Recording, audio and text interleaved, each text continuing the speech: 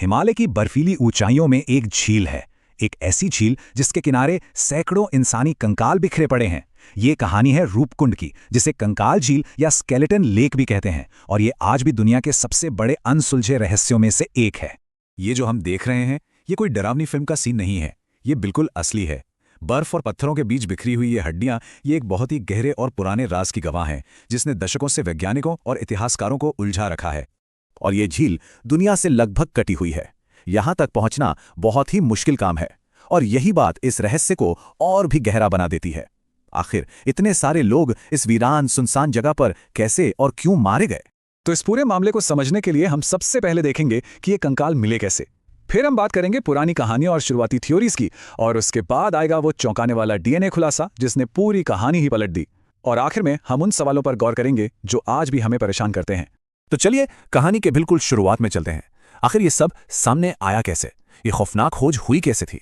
तो हम बात कर रहे हैं भारत के उत्तराखंड में बहुत ऊंचाई पर मौजूद एक छोटी सी जमी हुई झील की। साल था 1942। जब एक फॉरेस्ट रेंजर ने इस जगह के बारे में बताया, तब किसी को भी दूर दूर तक ये अंदाजा नहीं था कि ये खोज दुनिया की सबसे बड़ी आर्कियोलॉजिकल पहेलियों में से एक बनने वाली है।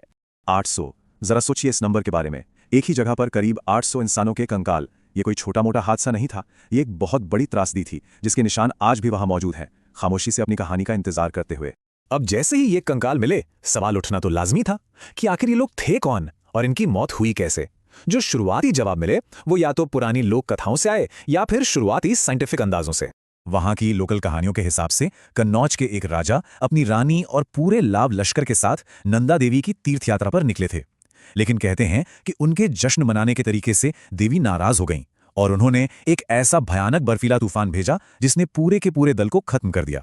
और कमाल की बात यह है कि 2000 के दशक में वैज्ञानिकों को भी इस कहानी में सच्चाई नजर आने लगी। कई खोपड़ियों पर क्रिकेट की गेंद जैसी किसी चीज से लगी चोट के गहरे निशान थे।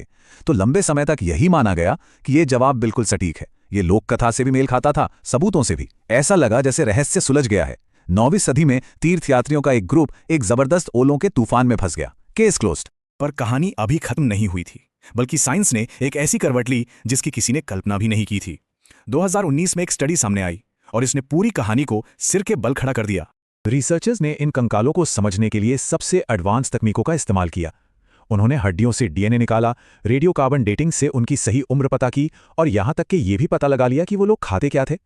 अब जो नतीजे आए उन्होंने सबको हैरान कर दिया। देखिए, जहां पहले हम सोच रहे थे कि ये एक ही घटना थी, अब पता चला कि यहां अलग अलग समय पर कई हादसे हुए थे। जहां हम मान रहे थे कि ये सब एक ही इलाके के लोग हैं, अब पता चला कि यहां तो दुनिया के अलग अलग कोनों से लोग आए थे। मतलब जो रहस्य सुलझा हुआ लग रहा था वो असल में और भी गहरा हो गया था। तो चलिए अब इस नई और कहीं ज्यादा उलझी हुई कहानी में थोड़ा और गहराई से उतरते हैं, जो डीएनए से सामने आई।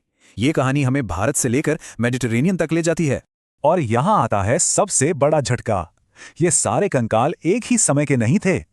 इन मौतों के दो अलग अलग दौर थे, और दोनों के बीच में लगभग 1000 साल का फासला था। 1000 साल! एक ग्रुप की मौत हुई 800 ईसी के आसपास, तो दूसरे की मौत हुई 1800 ईसी के आसपास। और ये लोग थे कौन? डीएनए ने बताया कि यहां कम से कम 3 अलग अलग जेनेटिक ग्रुप्स थे। एक ग्रुप तो साउथ एशिया का ही था, जैसा कि अंदाजा था।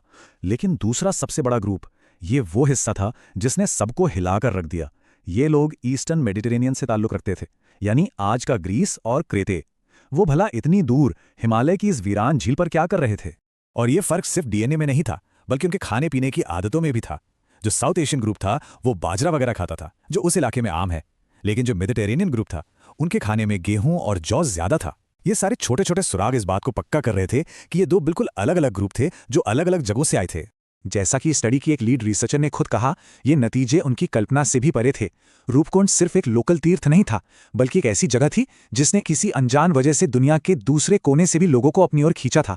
तो कुल मिलाके हुआ ये कि एक रहस्य को सुलझाने की कोशिश में साइंस ने अनजाने में ही एक कहीं ज्यादा गहरी और पेचीदा पहेली को जन्म दे दिया था। याद कीजिए, ये सारी खोज एक सीधे से सवाल से शुरू हुई थी। इन सैकड़ों लोगों के साथ एक ही समय में क्या हुआ था? और ओलों वाली थ्योरी ने इसका एक सीधा सा जवाब दे भी दिया था। लेकिन अब हमारे सामने सवालों की एक लंबी लिस्ट है। साउथ एशियन ग्रुप वहां बार बार क्यों जा रहा था? ग्रीस से आया ग्रुप 1800 के दशक में वहां क्या कर रहा था? क्या दूसरी बार भी वैसा ही कोई हादसा हुआ? और सबसे बड़ा, सबसे उलझा हुआ सवाल, क्या इन दोनों घटनाओं के बीच कोई कनेक्शन था जो 1000 साल के फासले पर हुई?